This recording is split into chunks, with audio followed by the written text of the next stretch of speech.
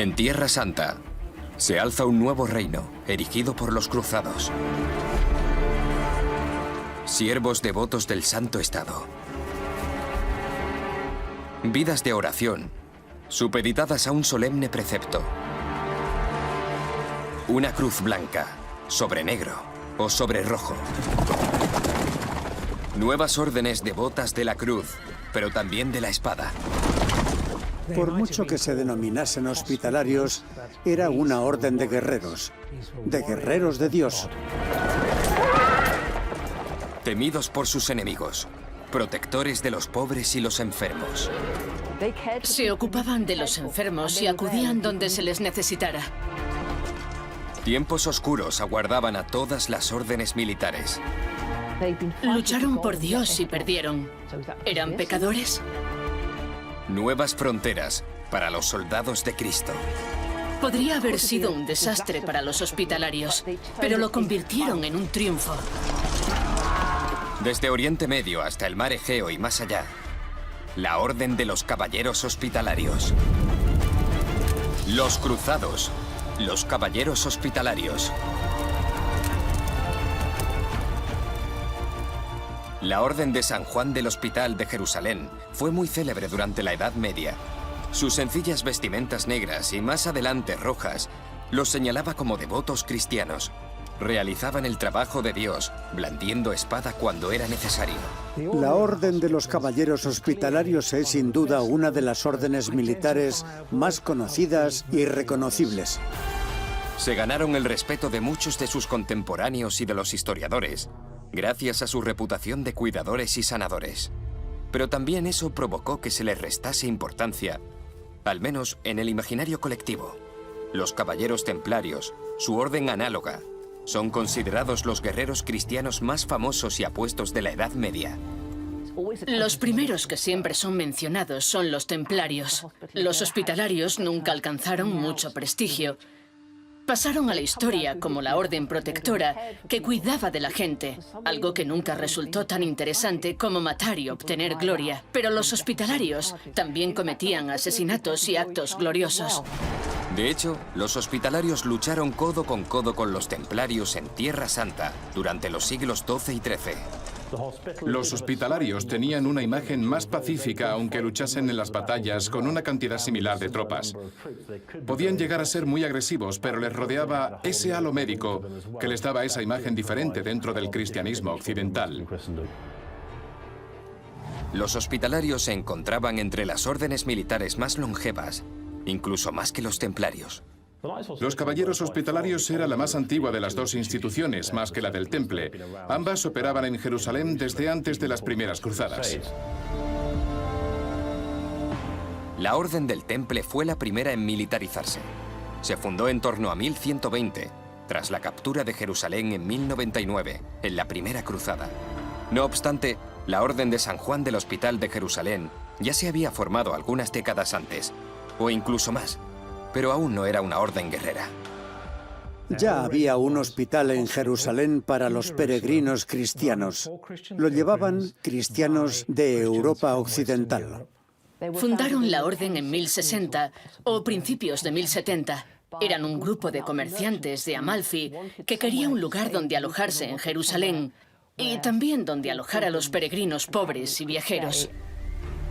Les cedieron un espacio cerca de la iglesia del Santo Sepulcro, el lugar más importante para los peregrinos cristianos, que solían llegar exhaustos tras sus largas travesías.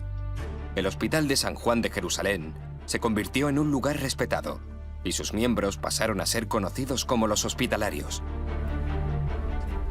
Durante las décadas posteriores, el hospital creció en tamaño y reputación. Sus puertas estaban abiertas a hombres y mujeres de toda creencia, no solo cristiana. Los primeros 50 años de su existencia era una orden exclusivamente médica que proporcionaba atención sanitaria, alojamiento y cuidados médicos para los peregrinos que visitaban Jerusalén.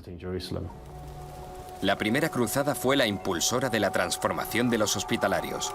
Tras la conquista de Jerusalén, los nuevos estados cruzados necesitaban peregrinos y comerciantes de Occidente.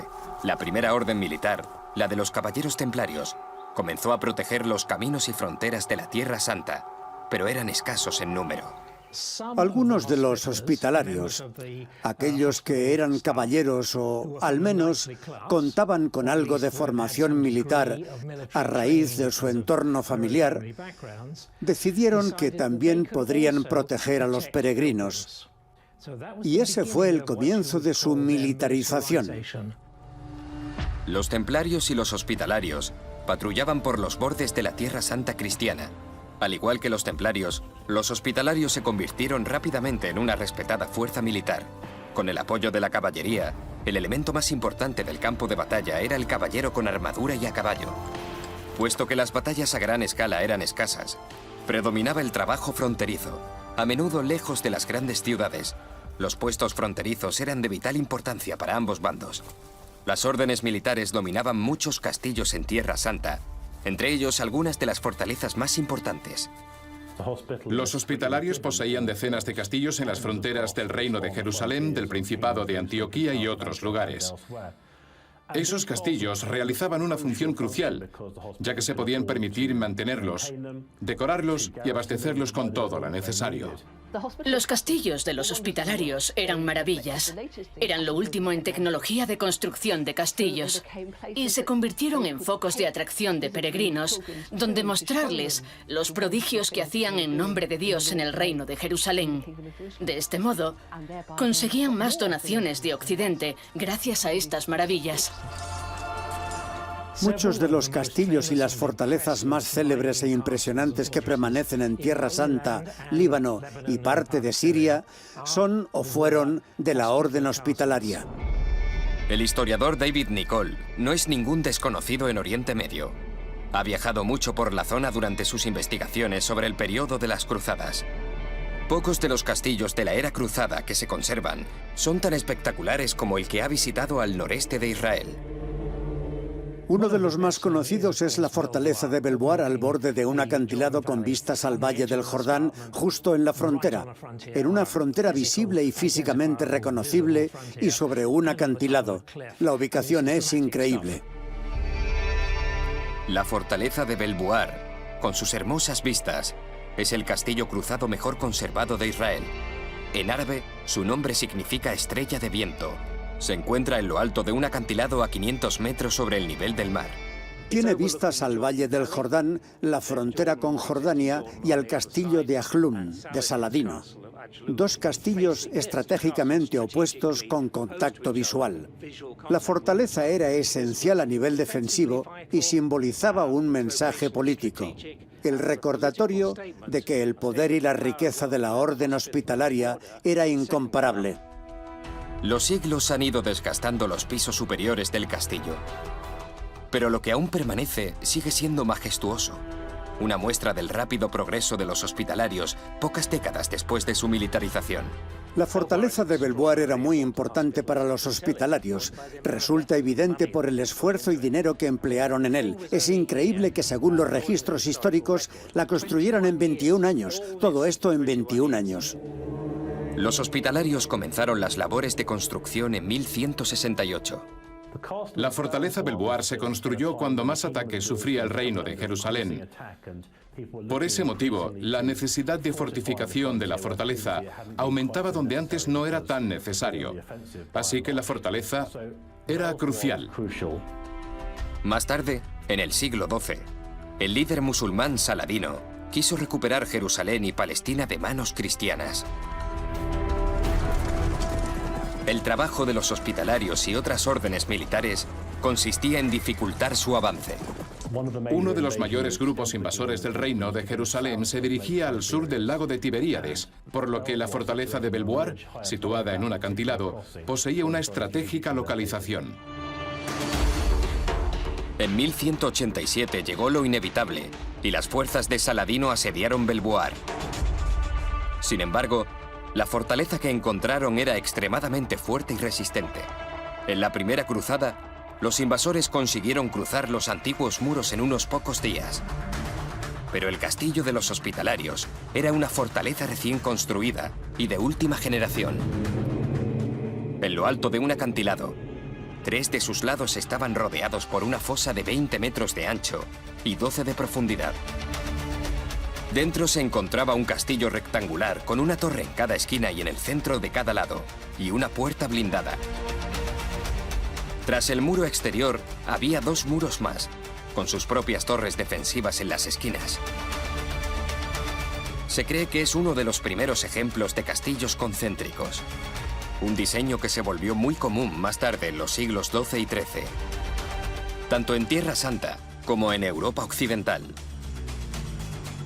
Su fuerza no era el único mensaje que transmitía. Es posible que los hospitalarios escogiesen el tipo de piedra por su color. Se ha escrito bastante acerca del uso de basalto volcánico gris oscuro o negro que se empleó en la parte baja del castillo, y piedra blanca colocada con elegancia en la parte superior. Blanco y negro, los colores de los hospitalarios. Pero es imposible saber si es cierto, si era una representación de su identidad o no. Puede que utilizasen las 2 rocas que había disponibles, aunque eso no cambia que obtuvieran un castillo blanco y negro muy llamativo, visual y potente. El ejército musulmán no consiguió hacerse con Belvoir, por lo que solo pudieron rodearlo y esperar. Saladino estuvo meses esperando en Belvoir. No lograba asaltar la fortaleza, así que los alardes de los hospitalarios estaban más que justificados. Belvoir resistió durante 18 meses, pero en 1187 Saladino derrotó al ejército cruzado en Jatín. La marea musulmana por todo el reino cruzado se volvió imparable. Consiguieron que la fortaleza cayera tras la batalla de los Cuernos de Jatín, que dio lugar a la caída de Jerusalén y de prácticamente todo lo demás. El castillo en la frontera este estaba perdido sin el reino, así que tuvieron que rendirse. No tenía sentido persistir, solo habría habido más muertes. En cuestión de meses, la mayoría de los castillos cristianos cayeron en manos musulmanas. Cuando los cristianos regresaron 2 años después, necesitaban un puerto. Acre, en el norte de la Tierra Santa, fue conquistada por Saladino como casi todos los territorios. La Tercera Cruzada, encabezada por Ricardo I, entre otros, reconquistó la ciudad en 1189. Jerusalén nunca fue recuperada, por lo que Acre pasó a ser la nueva capital cruzada. Gran parte de la ciudad actual fue reconstruida por el Imperio Otomano en los siglos XVI y XVII. Pero quedan restos del periodo cruzado. Durante 100 años, fue el enlace entre el Reino Cruzado y Europa Occidental. Era el acceso a Tierra Santa de sus tropas, suministros y peregrinos. Era una base importante para las órdenes militares. Todas poseían cuarteles centrales en la ciudad. Pero el valor de Acre iba más allá. Poseía un puerto resguardado perfecto para el comercio marítimo. Todas las órdenes tenían interés comercial en la ciudad y, al igual que el reino, necesitaban impuestos para mantener la Guerra Santa viva. En los 90, se hizo un descubrimiento que ofrecía una prometedora perspectiva de las órdenes militares en Acre. Bajo las calles de la antigua ciudad cruzada, un grupo de constructores encontró una gran red de túneles de propósito desconocido. La exploración y, en especial, la excavación les llevó mucho tiempo. La piedra procedía de la era cruzada. Hasta que no se crearon los planos de los antiguos túneles, no se hallaron pistas sobre la identidad de sus constructores. Estos son los famosos túneles templarios que se encuentran bajo gran parte de la antigua ciudad, desde el puerto hasta donde los templarios tenían su convento o cuartel en la otra punta. Ninguna orden militar atrajo tantos mitos y rumores como la de los templarios. Surgieron historias que sugerían que los túneles estaban destinados a actividades clandestinas o rituales secretos. Las teorías que los historiadores plantean pueden no ser tan espectaculares, pero no dejan de ser fascinantes. Me parece más probable que utilizasen los túneles para transportar mercancías con facilidad entre el puerto y el cuartel templario principal. mercancía, personas, animales, de manera más sencilla. Son caminos privados, pero el hecho de que fueran capaces de construirlos demuestra lo ricos y poderosos que eran.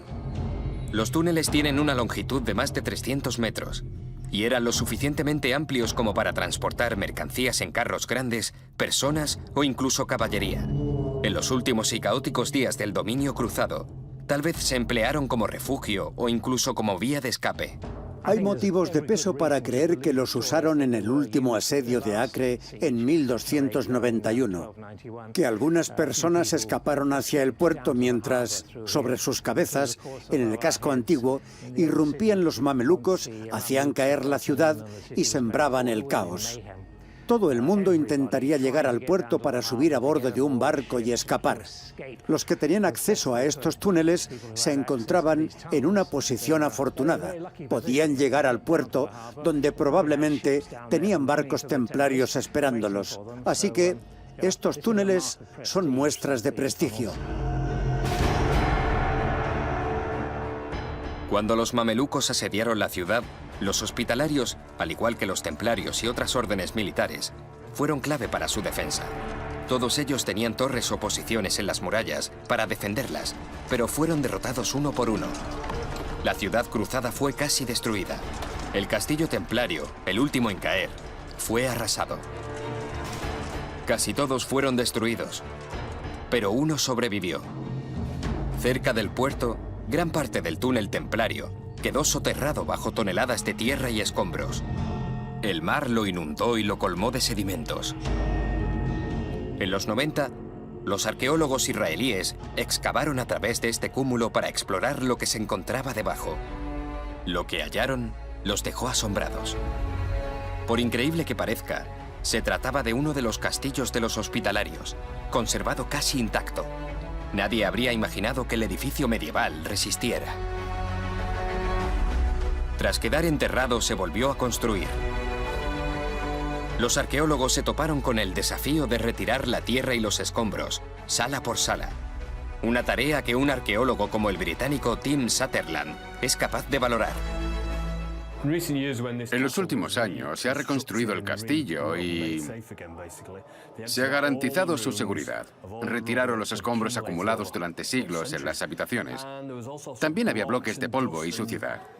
Limpiaron todas las habitaciones, hasta recuperar lo que se puede ver hoy, aunque parte del castillo sigue en el estado que lo encontraron. Así que gran parte de la fortaleza contiene escombros de gran valor arqueológico. Arqueología en estado puro ante nuestros ojos. Se pueden diferenciar todas las capas conforme se fueron depositando. Y se puede apreciar esta ancha capa marrón con rocas en su interior. Pero también hay capas más finas, inclinadas, en la dirección opuesta. Esto se debe a los desperdicios que se han ido acumulando durante siglos y que han formado esta maravillosa demostración arqueológica. Esta minuciosa labor nos permite contemplar la fortaleza de los hospitalarios tal y como lucía en plena época cruzada. Este fue el principal cuartel de los hospitalarios en Tierra Santa durante un siglo. Un grandioso edificio que exhibe el poder y la riqueza tanto del Estado cruzado como de la orden militar que lo erigió. Nos dirigimos al cuartel hospitalario. Esta es la zona de la bulliciosa ciudad medieval y el puerto de Acre que pertenecía a los hospitalarios. Otras partes de la ciudad pertenecían a los templarios y a órdenes italianas. Cada una tenía su zona. La ciudad medieval de Acre debió ser un lugar cosmopolita, en el que cohabitaban Oriente y Occidente. No era solo una zona hospitalaria. Recordemos que había mercados. Se compraba y se vendía. Había hombres, mujeres, niños, soldados, comerciantes, animales, mucho ruido, vida, olores, algunos de exóticas especies de Oriente junto con la seda y otros objetos traídos de Occidente. En total, el complejo abarca unos 4.500 metros cuadrados. Un patio central se extiende bajo unos 3 o 4 metros de escombros. Incluye numerosas habitaciones e incluso grandes salones. Esta maravillosa estancia, este salón, se ha identificado como el comedor donde los caballeros hospitalarios comían en comunidad. Por supuesto, la vida comunitaria era un elemento central de su ideario. Eran un equipo porque desarrollaron un sentimiento muy fuerte de hermandad e identidad, y el comedor y las comidas en comunidad contribuyeron. Este lugar nunca debió estar en completo silencio. Siempre había gente entrando y saliendo, como ahora. Para los hospitalarios, este fue el foco de sus esfuerzos de recaudación en Europa Occidental y la ubicación de sus nuevas instalaciones sanitarias en recuerdo de su hospital original en Jerusalén. Tampoco era un hospital exclusivo para cristianos, sino para los pobres y enfermos de toda religión. Aquí tenían su hospital, una infraestructura bastante compleja para la época. Con todo el bullicio de la calle, los cantos y los rezos de la capilla, las campanas de la iglesia y todo eso, este lugar nunca debió estar en silencio. Es un lugar claramente militar, a pesar de su naturaleza religiosa. Debían ser tipos serios. En el mundo medieval, especialmente en Oriente Medio, uno de los aspectos más temidos de la vida eran las enfermedades. Con tanta gente viviendo junta, incluidos los enfermos, los hospitalarios eran conscientes de la importancia de la higiene. Un asunto tan rutinario no suele venir a la cabeza al ver un castillo medieval de las cruzadas. Pero en Acre, las letrinas de los hospitalarios eran fuera de lo común. Es un edificio espectacular, porque no solo nos encontramos en una enorme sala abovedada, sino en un espacio lleno de letrinas. Podían usarlas unas 40 personas al mismo tiempo. Hablamos de un edificio que albergaba a cientos de personas, por lo que tenía que haber mucha gente que necesitase ir al baño. La microbiología se encontraba siglos por delante, pero la gente era consciente de que la acumulación de residuos humanos podía causar muchos problemas. El diseño de un enorme sistema de letrinas fue una ingeniosa manera de afrontarlo. En cuanto a la ingeniería, se trata de una estructura muy interesante porque toda la sala se inclina hacia donde estamos. Estaba lleno de asientos con tuberías hasta la habitación de abajo. La gente se sentaba aquí y debajo hay una enorme sala abovedada con un depósito al que iban todos los desechos humanos. Ahí iba a parar todo lo que bajaba por estos agujeros. No solo desperdicios, sino cualquier cosa. Se podía tirar cualquier cosa por este agujero, pero sin duda no se podía recuperar. Porque era una habitación enorme llena de desechos humanos. Así que si algo se caía, se quedaría allí hasta que fueran a limpiar todo y depositarlo en el campo o lo que hicieran con ello. Pero más allá de todos los objetos humanos que probablemente se perdiesen, los arqueólogos sostienen que solo existe una posibilidad: que los residuos que acumulaba esa letrina no se retirasen durante siglos. No resulta grato excavar a través de capas y capas de excrementos. Pero los resultados proporcionarían una increíble perspectiva de las vidas de los habitantes. Pierce Mitchell es doctor en medicina, pero también es experto en paleopatología. Estudia el material que los arqueólogos obtienen, pero también los objetos, los huesos, los restos de microorganismos, las bacterias que quedan en ellos. Cuando Pierce supo de las excavaciones de Acre, decidió compartir sus competencias. Es poco común encontrar una letrina medieval de este tamaño y tan bien conservada. Hemos estudiado los residuos acumulados en la cisterna de debajo de las letrinas. Lo primero que hicimos fue buscar signos de enfermedades infecciosas. Pierce y su equipo buscaban restos de lombrices intestinales. Se encontraban en parte de la comida que los cruzados comieron y digirieron antes de sentarse en estas letrinas. Uno de los motivos por los que los parásitos son capaces de propagarse con tanto éxito entre los humanos es la capacidad de supervivencia de sus huevos.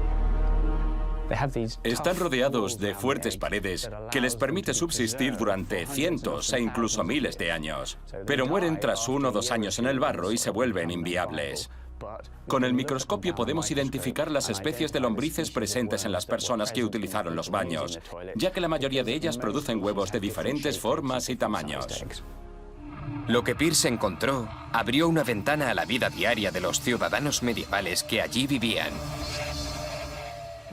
Encontramos muchos huevos de ascárides y tricocéfalos, parásitos que viven en el intestino y se expulsan mediante las heces, contaminando la comida o el agua.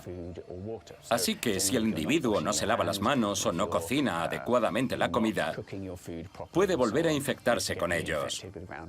También encontramos huevos de tenia de los peces, un parásito que es más común en el norte de Europa, por lo que podría provenir de los noreuropeos que visitaban Tierra Santa y utilizaban las letrinas de Acre.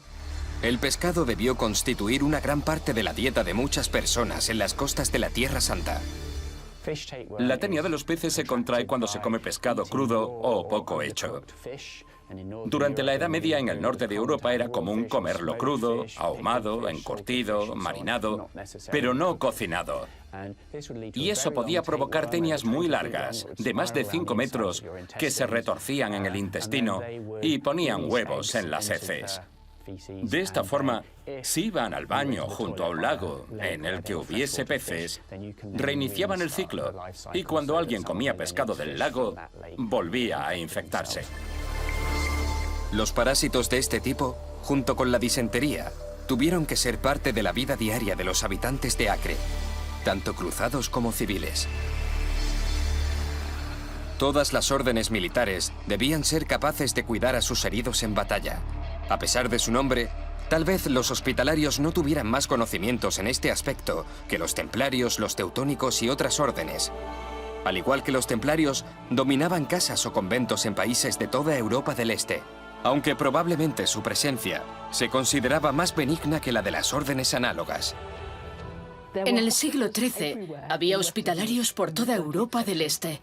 El monje Mateo de París escribió en el siglo XIII que tenían mejores modales que los templarios. El pueblo no siempre tenía claro a quién servían los templarios. Se sospechaba que a sí mismos. A principios del siglo XIV, con su disolución, los templarios perdieron todas sus tierras y castillos. El Papa decretó que sus propiedades y tierras por toda Europa y fuera de ella debían entregarse a los hospitalarios. Pero la cesión no fue automática en algunos países, como Inglaterra. La entrega de propiedades de los templarios a los hospitalarios no fue ordenada. El rey de Inglaterra, al parecer, quería quedarse esas tierras. El rey Eduardo II resistió tanto como pudo, pero ni siquiera un rey podía desafiar un decreto del Papa. Cuando el rey supo que tendría que entregar las propiedades a los hospitalarios, dio órdenes a sus sirvientes y apoderados de despejar las tierras abandonadas de los templarios de cualquier cosa que quedase. Que se llevaran todo el ganado, las ovejas, el grano, la cosecha que hubiera crecido en los campos, todo lo que fuera útil. Así que los hospitalarios se encontraron con ruinas vacías. No obstante, los hospitalarios sí recibieron una antigua propiedad templaria, la enorme encomienda de Cressing, al sur de Inglaterra. En 1380, la orden celebraba allí sus reuniones generales y hacinaba sus cosechas en los inmensos graneros para su propio beneficio, no para el rey de Inglaterra. Actualmente, se conservan pocos edificios hospitalarios más en Inglaterra, al menos como lucían en la época medieval. En el centro de Inglaterra, en la pequeña aldea de Barrow-upon-Trent, ha permanecido uno. En el pasado fue conocido como Iglesia de St. Helen o de St. Luke, pero desde mediados de 1100, su nombre es Iglesia de St. Wilfrid. La iglesia se construyó en una colina del Valle de Trent y en el momento de su construcción debió ser el edificio más importante de la zona. Debía verse en kilómetros a la redonda. Cuando miras a través de la puerta te sientes como si estuvieras en la época medieval. Tenemos una gárgola muy gastada, pero siempre pienso que debió ver muchas cosas desde que la colocaron allí al principio de la Edad Media. Sería muy interesante poder escuchar su historia. En cualquier lugar histórico, los arqueólogos deben de tratar de comprender la estratigrafía, capas que constatan la actividad humana, bajo o sobre la superficie. Como arqueólogo, la gente suele pensar que lo que hacemos se ciñe a lo que hay bajo tierra, pero lo mejor de un antiguo edificio histórico es que está en la superficie, pero contiene el mismo tipo de estratigrafía. Aunque evidentemente los restos más recientes se encuentran en la parte superior, pero en conjunto, un solo edificio abarca muchos aspectos distintos en lo que respecta a los muros, la infraestructura, los techos e incluso los suelos. Es probable que la iglesia fuese construida durante el periodo anglosajón y se sabe que se entregó a los caballeros hospitalarios. Desde entonces se ha mantenido como una iglesia rural corriente. La iglesia de St. Wilfrid encierra muchas pistas sobre su pasado medieval. Tim ha venido a ver algunas de ellas por sí mismo.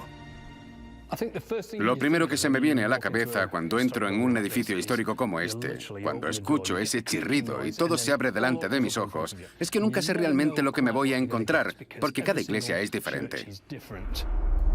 En un tiempo lejano, este era el corazón de la villa medieval.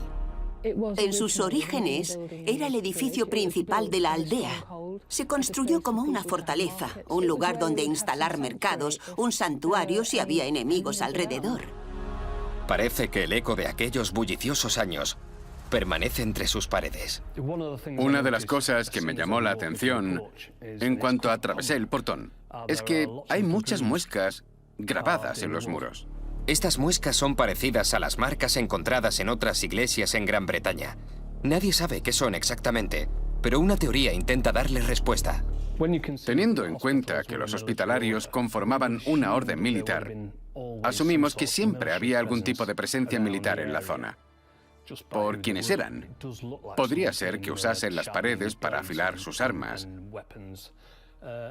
aunque a veces nos planteamos si lo hacían para infundirles algún tipo de ayuda divina cuando las iban a utilizar. Que cuando estuvieran a punto de ir a la guerra, trajesen sus cuchillos, espadas y otras armas a la iglesia y los afilasen un poco antes de dirigirse a donde fueran. Psicológicamente, debía servirles como una pequeña sensación de protección. Los victorianos le añadieron un púlpito y bancos, pero algunas de las características y figuras que quedan se remontan al periodo hospitalario. La propia iglesia está llena de pequeños tesoros que hemos ido encontrando con los años. Creo que el más grande es probablemente nuestra estatua yacente de alabastro, que data de principios del siglo XII, en torno a 1340. Es posible que sea John de Belton, un monje que vino de Craig, en Durham, para ayudar a los hospitalarios a que su iglesia prosperase. También tenemos muchas losas grises con inscripciones funerarias. Anne Heathcote y sus amigos de la iglesia de St. Wilfrid planean devolverle a la iglesia su plano abierto original, eliminando algunos de los elementos victorianos, para que vuelva a ser un lugar central de reunión y el corazón de la aldea, tal y como lo fue en los tiempos de los hospitalarios. Queremos proclamarlo el edificio de nuestra comunidad, para todo el pueblo, toda la región y cualquiera de fuera que quiera usarla. Pero mantendrán un intrigante elemento. Una imagen trazada a mano de un guerrero medieval con el escudo de los caballeros hospitalarios. Algunos expertos sugieren que se trata de un grafiti victoriano. El dibujo, que se encuentra junto a la estatua, parece mostrar a un caballero con armadura de principios de la Edad Media. Me dijeron que era original, pero me parece intrigante. Es una de las auténticas joyas de la iglesia. Nos gustaría creer que es original. Parece un caballero del siglo XIV. Tiene el casco, la lanza y la vestimenta indicada. Y también parece tener una cruz hospitalaria en el escudo. Así que es otro enigma de esta iglesia. Surgen tantas preguntas. Me fascinaría que alguien hubiese tratado de copiarlos. Obviamente está hecho a lápiz y no un buen dibujo, incluso aunque fuera moderno. Este es el aspecto más interesante. ¿Es original o no?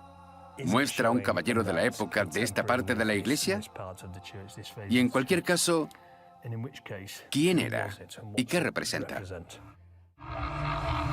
Una de las dolencias con las que los hospitalarios debían lidiar en sus comunidades infundió más temor que ninguna otra. La lepra es, sin lugar a dudas, una enfermedad muy temida, que además era incurable. Por ello, causa terror a mucha gente. La lepra se encontraba entre los peores problemas de salud en Tierra Santa y Europa durante el período cruzado. No obstante, en esta época infestada de enfermedades, no fue la más mortal. Había otras enfermedades con mayor índice de mortalidad, por lo que era peor padecer tuberculosis que lepra, aunque la provoquen bacterias similares. La lepra no suele causar la muerte, pero la tuberculosis sí. Quizás se debiese a que la lepra daña aquello que nos hace humanos, al menos superficialmente. Como la lepra se manifiesta en la cara en muchos pacientes, puede producir ceguera. Puede provocar úlceras y entumecimiento en manos y pies, dificultando la movilidad. En resumen, es una enfermedad crónica que debilita a los pacientes a nivel social. Las consecuencias sociales de la lepra se siguen produciendo a día de hoy. La llamada enfermedad de Hansen se trata principalmente con antibióticos, pero en la época medieval apenas se conocía sobre la materia. A finales del siglo XIII y durante el siglo XIV, la gente tenía una idea bastante clara de lo que era lo que actualmente llamamos la enfermedad de Hansen. Pero en el pasado, antes de esa época, resultaba muy difícil distinguir a una persona con lepra de una persona con un caso grave de psoriasis, con cáncer de piel u otros problemas. En una sociedad anterior a la microbiología, las personas debían buscar otras explicaciones a la enfermedad. Había diferentes puntos de vista sobre la lepra en la Europa medieval, manifestadas en diferentes épocas y lugares.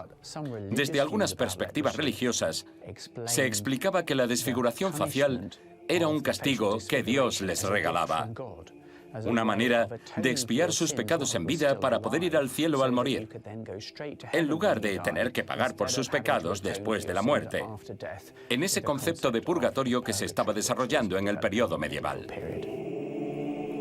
La Biblia cuenta la historia del humilde Lázaro, que sufrió mucho durante su vida, pero fue recompensado de inmediato en el cielo, mientras que su torturador fue condenado al purgatorio. El paralelismo entre Lázaro y Cristo era evidente para la Iglesia medieval. La sociedad medieval ponía mucho énfasis en el cuidado de los leprosos, porque el leproso era como Cristo.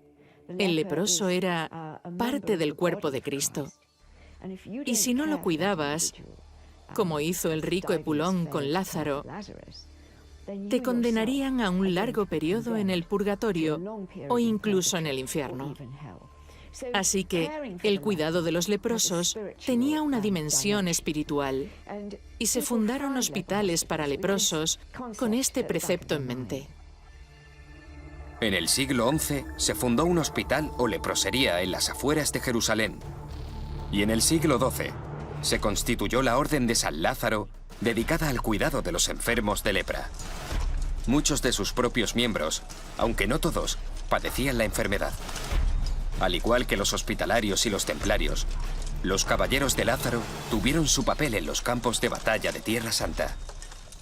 Debido a su enfermedad, eran bastante intrépidos y en muchas batallas fueron erradicados por pensar que no había nada mejor que morir en una guerra santa, que no debían preocuparse por sus vidas, por lo que podían luchar hasta que los matasen. Así que el número de miembros de la Orden de San Lázaro se redujo, por lo que se empezaron a unir caballeros de Europa que no padecían lepra. Una muestra de tremenda devoción. Así que la orden se acabó considerando aún más religiosa. Al final del siglo XIII fue una época catastrófica para todas las órdenes militares. En 1291, los ejércitos mamelucos se hicieron con Acre y la Tierra Santa volvió a caer en manos musulmanas. Los cruzados cristianos nunca volvieron a intentar reconquistar Jerusalén, ni ninguna otra orden militar.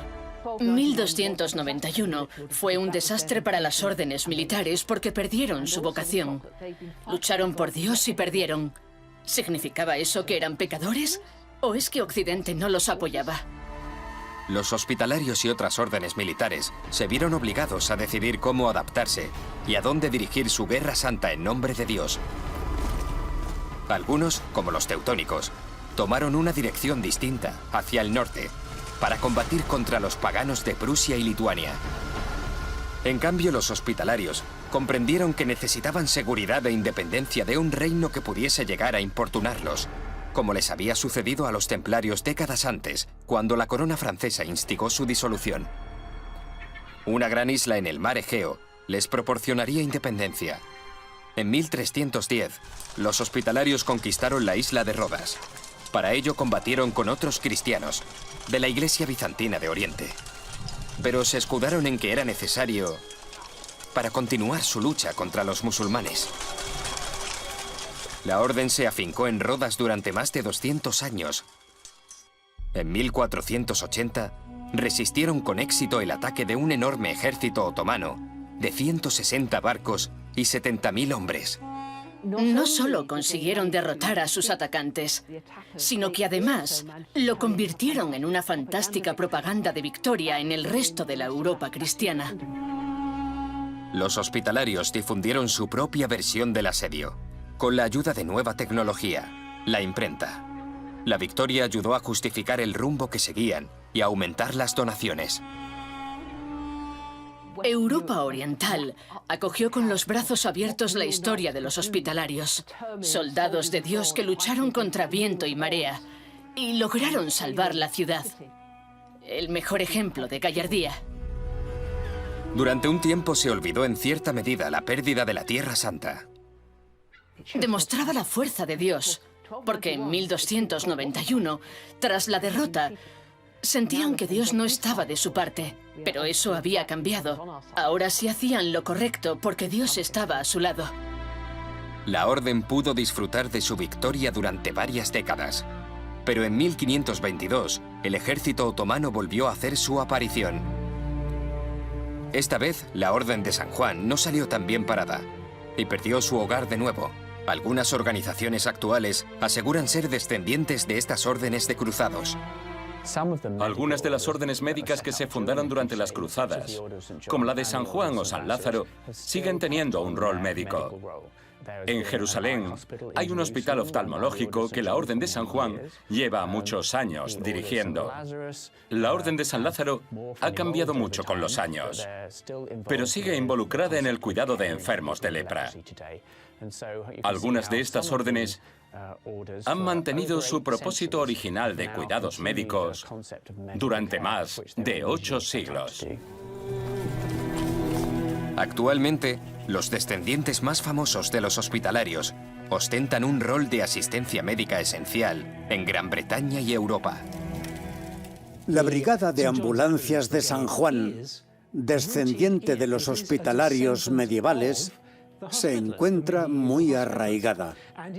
De hecho, tengo entendido que, conforme se desarrollaba la brigada, se tomó la decisión de dar protagonismo al estandarte, al simbolismo que se remontaba a sus orígenes medievales. Les aporta un gran legado. Los hospitalarios cuidaban enfermos, se ocupaban de los enfermos y acudían donde se les necesitara. Y siguen haciéndolo, siguen teniendo en cuenta la tradición de la orden militar.